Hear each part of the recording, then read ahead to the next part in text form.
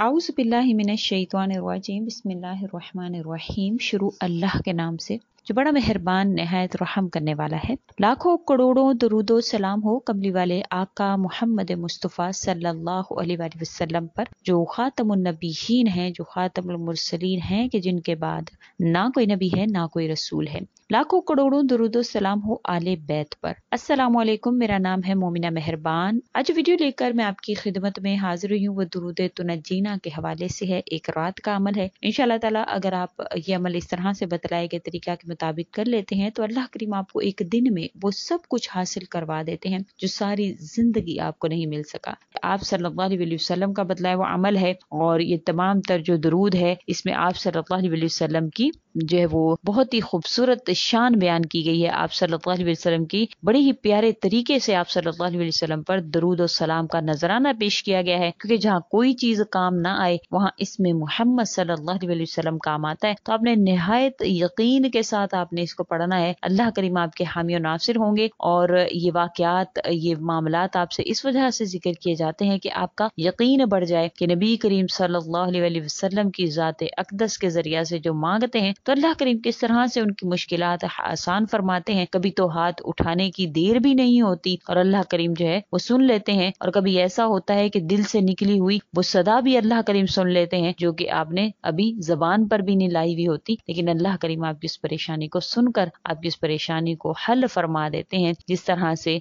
उन बुजुर्ग का वाकया मैंने आपसे जिक्र किया है, इंशाअल्लाह ताला अल्लाह करीम इस तरह आपकी परेशानियों को खत्म फरमाएंगे, आपकी मुश्किलात को आसान फरमाएंगे, आपके मकासद को पूरा फरमाएंगे, आपकी मुश्किलात को खत्म फरमा कर इंशाअल्लाह आसानियों में दाखिल फरमाएंगे। आपको हर किस्म के आफात से, बलियात से, दुश्मनों से, हासदीन से अल्लाह करीम जो है वो दूर फरमाएंगे। मालो इज्जत आपको हासिल होगा, हर मुश्किल आपकी आसान होगी, परेशानियां आपकी खत्म होंगी। बेशक दुरूद तुनजीना जो है वो दुरूद है जो हर मुश्किल, मुहिम, मसाइब और आलाम से निजात दिलाता है। इस दुरूद शरीफ को तुंजी भी कहा जाता है। इसके फजाइल जो है वो बेपनाह है और बुजुर्गान दीन ने इसको बारहा बार आजमाया है और बहुत से आम लोग भी इसको आजमाते हैं। जब भी किसी परेशानी में मुब्तला होते हैं, किसी ऐसी मुसीबत में गिरफ्तार हो जाते हैं तो फौरन से दुरूद तुनजीना को जो है वो पढ़ना शुरू करते हैं। फरमाया जाता है कि जहाँ कोई वजीफा नहीं चलता वहाँ इसमें मोहम्मद चलता है। बेशक इंशाअल्लाह ताला इसके साथ दो मुख्तलिफ वाकयात भी हैं जो मैं आपसे जिक्र करूंगी इंशाअल्लाह, जो कि मोहम्मद सल्लल्लाहु अलैहि वसल्लम के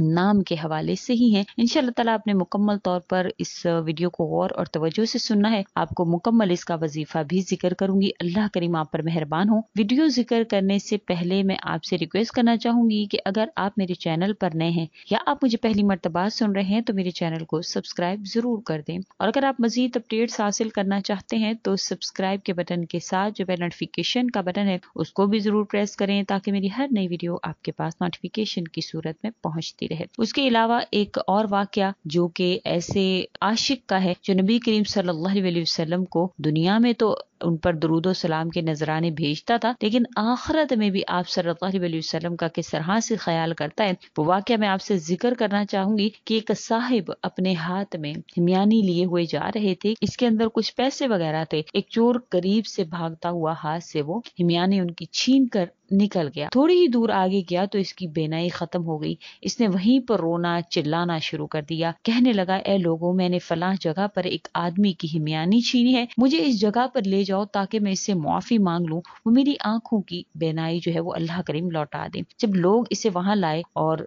हिमयानी के मालिक वहां से जा चुके थे, करीब ही एक हिजाम था। इसे पूछा कि फलां आदमी से मैंने हिमयानी छीनी थी, तुम इसे जानते हो? इसने कहा, हाँ पहचानता तो हूँ, नमाज पढ़ने के लिए वो आते हैं, जो हो सकता है अगली नमाज के लिए यहाँ से गुजरे, अगर आएंगे तो मैं तुम्हें बता दूंगा। चुनाचे इसे बिठा दिया गया। थोड़ी देर के बाद वही आदमी गुजरने लगा। हिजाम ने कहा कि सुनो, यही वो साहिब हैं जो गुजर रहे हैं। चोर ने इनके कदमों पर गिरकर मुआफी मांगने लगा तो कहने लगा कि मुझे मुआफ कर दें, जब मैंने आपसे ये छीनी तो मेरी फौरन से मेरी आंखों की बिनाई चली गई। तो इसने कहा, भाई मैंने तो तुम्हें उसी वक्त मुआफ कर दिया था। वो बड़ा हैरान हुआ, पूछने लगा, अगर इसी वक्त मुआफ कर दिया था تھا تو پھر میری آنکھوں کی بینائی کیوں گئی؟ تو انہوں نے کہا ہاں اس لیے کہ میرے دل میں خیال آیا کہ تم میری ہمیانی لے گئے ہو، تم نے تو ظلم کیا ہے، آخر قیامت کے دن یہ مقدمہ پیش ہوگا، اگر پیش ہوگا پھر حساب و کتاب ہوگا، اور اس طرح میرے محبوب صلی اللہ علیہ وسلم کو جنت میں جانے میں اتنی دیر ہو جائے گی، یعنی آپ صلی اللہ علیہ وسلم کے جب آخری امتی بھی جب تک جنت میں نہ جائے گا